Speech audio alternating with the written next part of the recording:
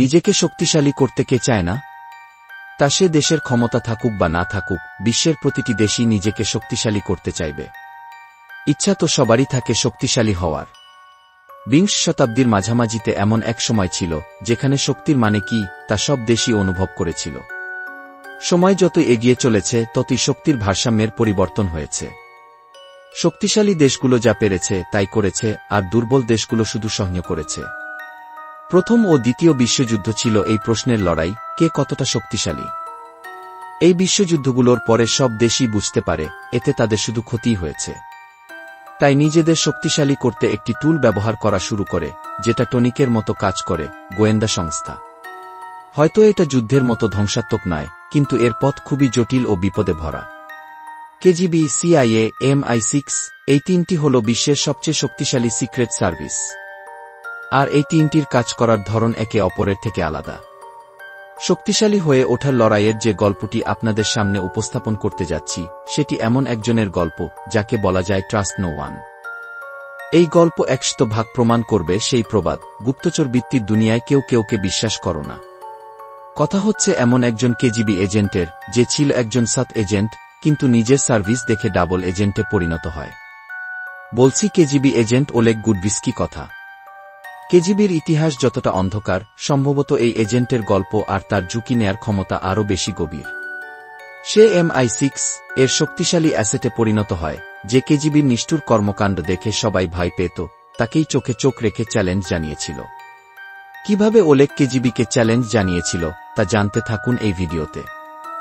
আসসালামু আলাইকুম ভিউয়ার্স, আমন্ত্রণ জানাচ্ছি স্পিওনাজ ইউনিভার্সের আজকের এপিসোডে।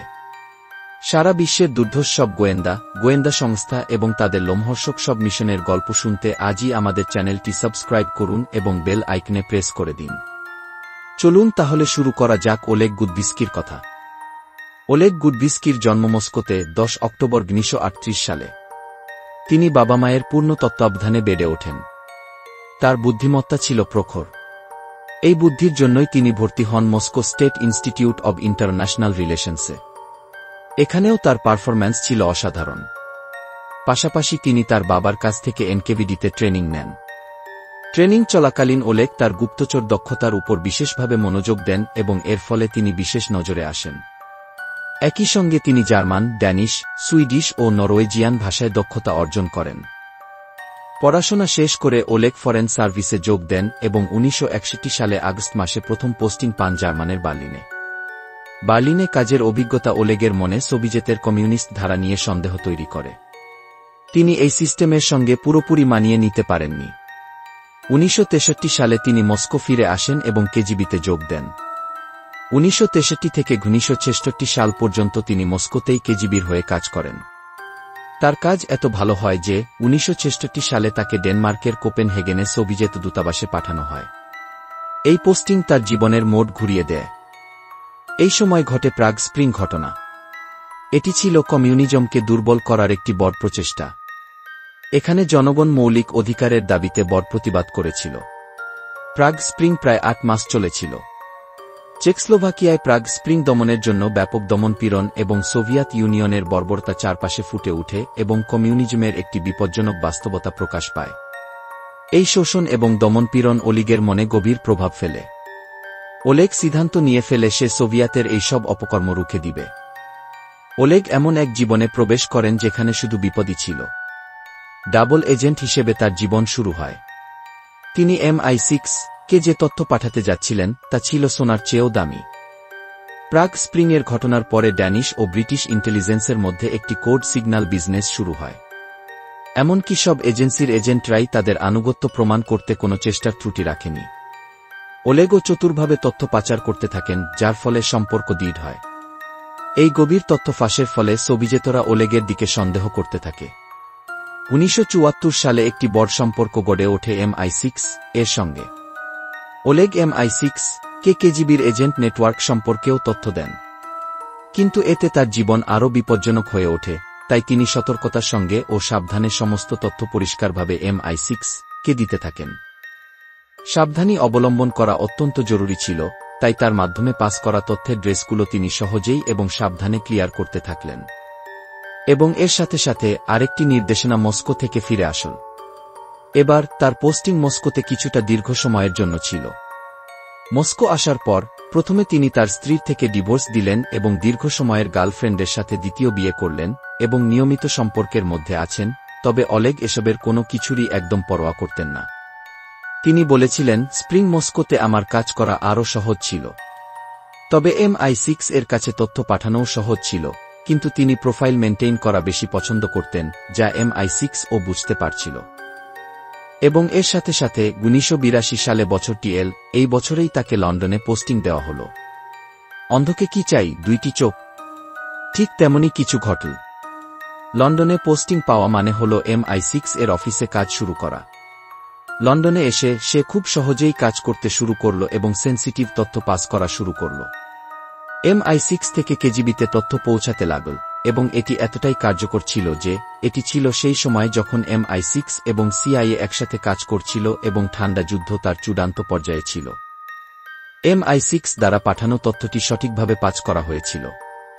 এই তথ্যটি পাঠানোর পর তাদের সোর্সগুলির নাম প্রকাশ করার জন্য বলা হয়েছিল, তবে MI6 নাম এবং অবস্থান সবসময় গোপন রেখেছিল, যার ফলে তারা মূল্যবান তথ্য পাঠাতে সক্ষম হচ্ছিল। তখন সে এজেন্ট হয়েছিল, অন্যদিকে তাকে প্রমোশন দিয়ে সিক্রেট ডকুমেন্টেশনের কাছে পৌঁছানোর সুযোগ দেয়া হয়েছিল। এই গোপন তথ্য এবং লন্ডন ছিল, এবং লন্ডনের সেফ হাউস থেকে তথ্য বিনিময় হতো, যার মাধ্যমে কেজিবি সবসময় MI6 থেকে এক ধাপ এগিয়েছিল। এরপর আরেকটি তথ্য পাঠানো হয়েছিল, যা অত্যন্ত গুরুত্বপূর্ণ ছিল। এই তথ্য ছিল ন্যাটো নিউক্লিয়ার এক্সারসাইজ অ্যাবল আর্চার 83 এর বিষয়ে, যা তাদের উপর প্রথম আঘাত হানতে চলেছিল। এই তথ্যের ভিত্তিতে তাকে সন্দেহ হয়েছিল যে নিউক্লিয়ার সংঘর্ষের অগ্রসর হওয়া বার্তা MI6-কে দেওয়া হয়েছে।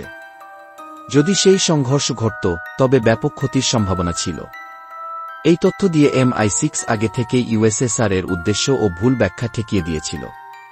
এরপর আরেকটি গুরুত্বপূর্ণ তথ্য অনুসারে USSR এর কমান্ড নিক্কিল গুরবক্ষ চালাচ্ছিল, এবং এটি ছিল অত্যন্ত গোপন।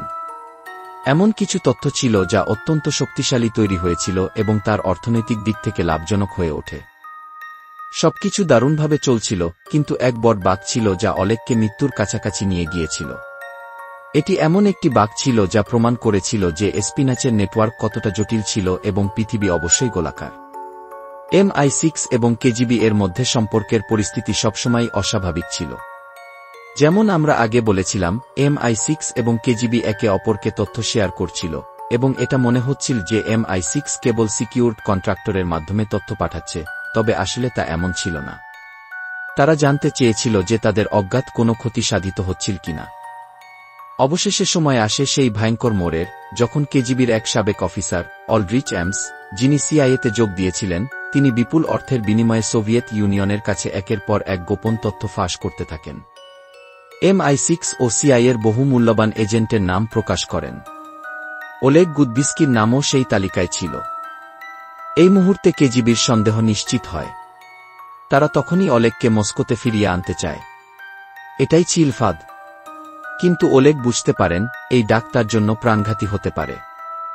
ততক্ষণে কেজিবি পুরোপুরি নিশ্চিত হয়ে যায় যে ওলেগ একজন ডাবল এজেন্ট। ফলে তারা তার গতিবিধি নজরে রাখতে শুরু করে। এমনকি তার বাড়ি এবং ফোনেও নজরদারি শুরু হয়। তবে ওলেগ বুঝে যান, এবার তার পালানোর সময় এসে গেছে। এবং ঠিক তখনই MI6 তার জন্য প্রস্তুত করে এক চূড়ান্ত রেস্কিউ মিশন, যাকে বলা হয় অপারেশন ফিমলেকপ। এই মিশনটি এতটাই নিখুঁতভাবে পরিকল্পনা করা হয়েছিল, যেন সিনেমার কোনো থ্রিলার দৃশ্য। 1985 সালের আগস্ট মাস। ওলেগ ছুটিতে থাকার ছুতোয় তার স্ত্রী ও 2 কন্যাকে নিয়ে গাড়ি করে যান সীমান্তের দিকে। তিনি জানতেন এই রাস্তাটাই তার মুক্তির পথ। কেজিবি অবশ্য তাকে অনুসরণ করছিল। তবে MI6 এর সাহায্যে একটি বিশেষ সংকেতের মাধ্যমে তারা নিশ্চিত করে যে গাড়ি বদলের সময় কেজিবির চোখ ফাঁকি দিয়ে তিনি পাশের এক কূটনৈতিক গাড়িতে উঠে পড়েন। এই গাড়ির উপর ছিল ব্রিটিশ কূটনৈতিক ছাড়পত্র, ফলে কেজিবি কিছু করতে পারেনি। ওলেগ কৌশলে ফিনল্যান্ড হয়ে লন্ডনে পৌঁছে যান। এবং এরপর ইতিহাসে প্রথমবারের মতো একজন উচ্চপদস্থ কেজিবি অফিসার সফলভাবে পশ্চিমা গোয়েন্দা সংস্থার আশ্রয় নেন। লন্ডনে পৌঁছানোর পর ওলেগকে একটি গোপন স্থানে রাখা হয়। তাকে নতুন পরিচয়, বাড়ি এবং সর্বোচ্চ নিরাপত্তা দেওয়া হয়। তিনি পরবর্তীতে তার স্মৃতিকথা লেখেন নেক্সট স্টপ এক্সিকিউশন, যেখানে তিনি কেজিবির ভিতরের কাজকর্ম এবং তার জীবনের বিপজ্জনক পথচলা বিস্তারিতভাবে বর্ণনা করেছেন। কেজিবি এরপর তাকে দোষী সাব্যস্ত করে মৃত্যুদণ্ড দেয়, যদিও তারা তাকে আর খুঁজে পায়নি। সোভিয়েত ইউনিয়নের পতনের পরেও রাশিয়া তার উপর সেই মৃত্যুদণ্ডের রায় বাতিল করেনি। আজও তিনি ব্রিটেনে লুকিয়ে জীবনযাপন করছেন। ওলেগ গুদভিস্কির গল্প আমাদের শেখায়, একজন মানুষ একা কতটা বড় শক্তিকে চ্যালেঞ্জ জানাতে পারে। নিজের আদর্শ ও নৈতিকতার জন্য কেউ যদি জীবন বাজি রাখতে পারে, তবে সেই সাহসী ইতিহাস গড়ার ভিত্তি হতে পারে। স্পাইনচের এই জটিল ও গোপন জগৎ আমাদের শুধু ইতিহাস শেখায় না, বরং সাহস, আত্মত্যাগ ও সিদ্ধান্ত নেয়ার ক্ষমতা কতটা গুরুত্বপূর্ণ তাও চোখে আঙুল দিয়ে দেখায়। অলেগের জীবনের প্রতিটি ধাপ, প্রশিক্ষণ, বিশ্বাসঘাতকতা, পলায়ন এবং শেষ পর্যন্ত মুক্তি সবই ছিল বিপদের ছায়াতলে।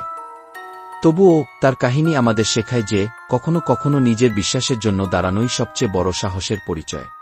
ওলেগ ভালো ছিল না খারাপ সেটা নিয়ে প্রশ্ন থাকতে পারে, কিন্তু স্পাই ইউনিভার্সে সে খুব ভাগ্যবান। কারণ এমন বহু স্পাই আছে যারা ধরা পড়ার পরে বাকিটা জীবন জেলখানায় কিংবা সারা জীবন নিপীড়ন, নির্যাতন এবং পরিশেষে মৃত্যুবরণ করে। এমন ঘটনা রবীন্দ্র কৌশিক কিংবা এলি কোহেন এর সাথে ঘটেছিল। তাদের নিয়ে ভিডিও আমাদের চ্যানেলে আছে, চাইলে দেখে আসতে পারেন।